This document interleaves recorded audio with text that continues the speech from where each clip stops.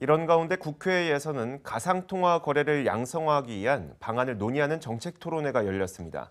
가상통화 거래를 제도권에 편입해 투자자를 보호하고 관련 산업을 발전시키는 방안을 마련하는 것이 시급하다는 주장이 나왔습니다. 이충호 기자입니다. 민병두 더불어민주당 의원은 가상통화 거래에 관한 법률안과 블록체인 기술 활성화에 관한 법률안 발의를 준비하고 있습니다. 투기적 요소는 제한하자 하는 생각을 늘 갖고 있습니다.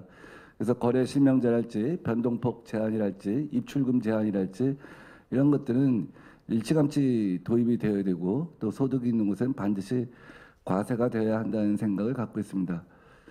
또 한편에서는 거래를 어떻게 건전화할 것이냐 하는 문제.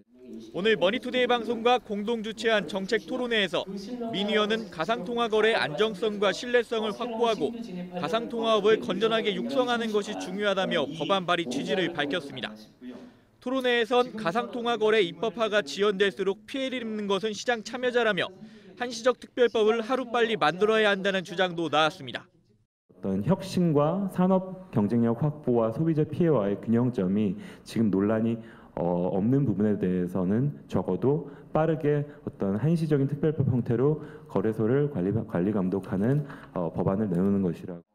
우리나라의 경우 일본에 비해 검증되지 않은 코인의 거래 비중이 크다며 이를 제대로 감독하는 것이 시급하다는 목소리도 나왔습니다. 금융감독원이 직접 들여다보는 형태로 아까 나온 여러 가지 문제점들, 시세 조종이라든지 정보 비대칭성을 이용한 고객을 기망하는 행위라든지 그다음에 고객의 일본에서처럼 일어난 것처럼 고객의 자산을 해킹당한다든지 이런 최소한의 문제로부터 소비자들, 투자자들을 보호해야 합니다. 전문가들은 가상통화업 발전을 유도할 수 있도록 정책 방향을 설계하는 것이 중요하다고 진단하기도 했습니다.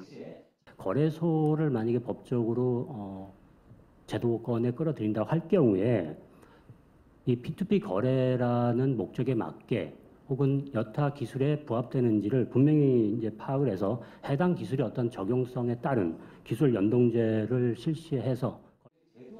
최훈 금융위원회 국장은 가상통화 거래, 특히 자금 세탁 방지와 관련해 G20 국가 간 공조 방안이 나올 것으로 보인다며 국제 동향을 보고 입법을 추진하는 것을 검토하고 있다고 밝혔습니다. 머니투데이 방송 이충우입니다.